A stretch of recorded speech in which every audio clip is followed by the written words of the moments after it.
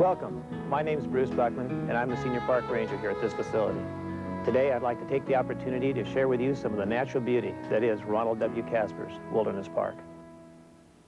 Located in the foothills of the Santa Ana Mountains, Casper's Wilderness Park is easily accessed from Ortega Highway. Traveling north or south on the San Diego Freeway, I-5, the park is about 7.5 miles east of the Ortega exit.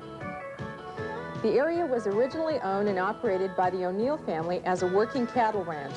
In December 1941, approximately 10,000 acres were sold to Mr. Eugene Starr, who also operated the land as a cattle ranch. This continued until Mrs. Starr's death in 1966. In wet years, when feed was good, the ranch supported up to 1,200 head of cattle. In 1970, after years of inactivity, the estate entered escrow, and in 1973, approximately 3,700 acres were deeded to the National Audubon Society. Ronald W. Caspers realized the importance of the land as wilderness and began campaigning to persuade the county to buy 5,500 acres for a park. In February 1974, the Orange County Board of Supervisors purchased the Canyonlands, which were dedicated in April as Star Viejo Regional Park.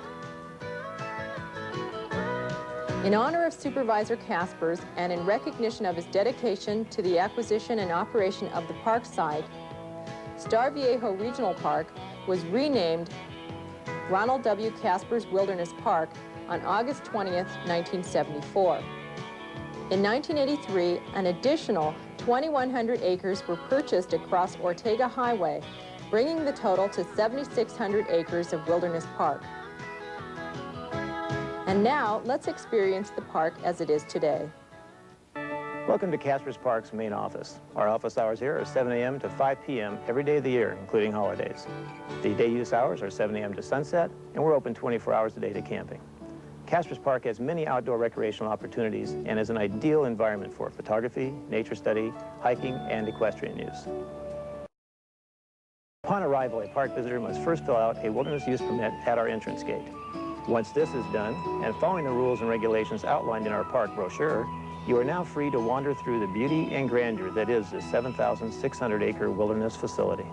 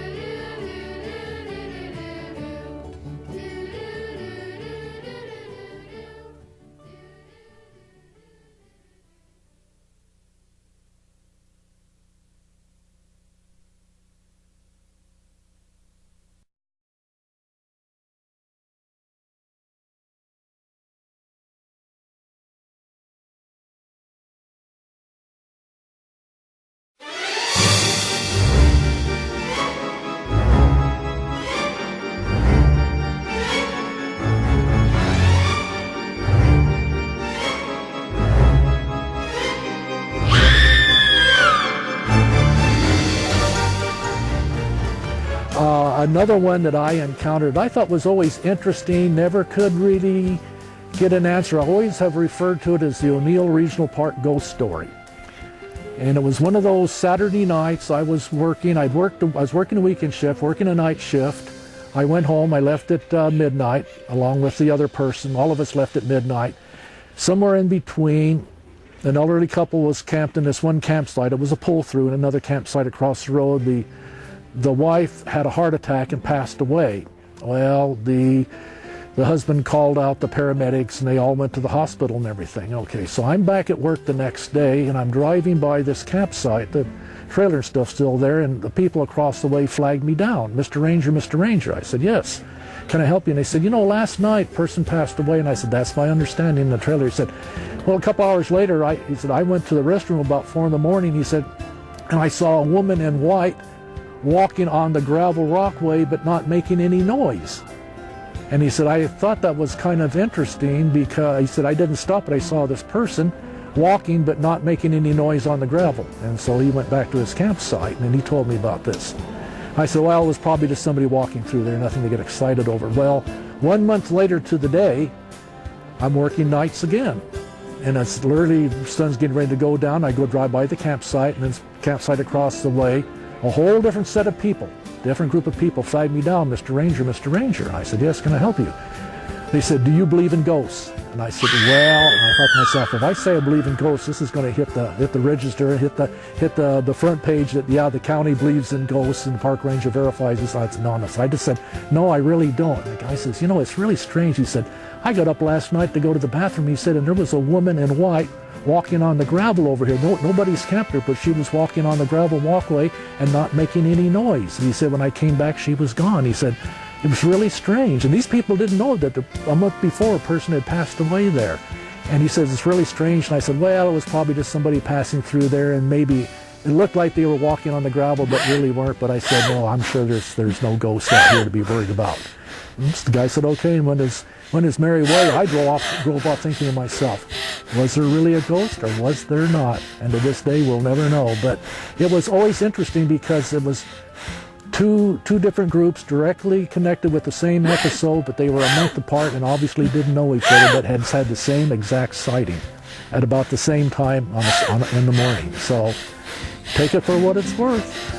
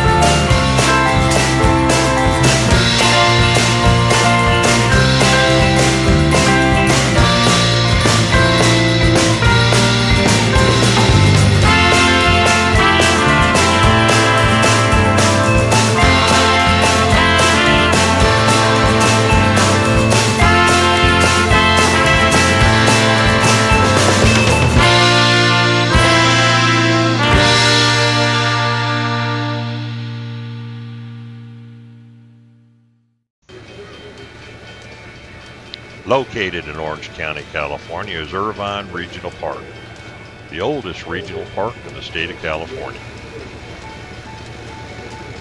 When you're out there visiting a park and you hop aboard the railroad, make sure you note who that locomotive is named after.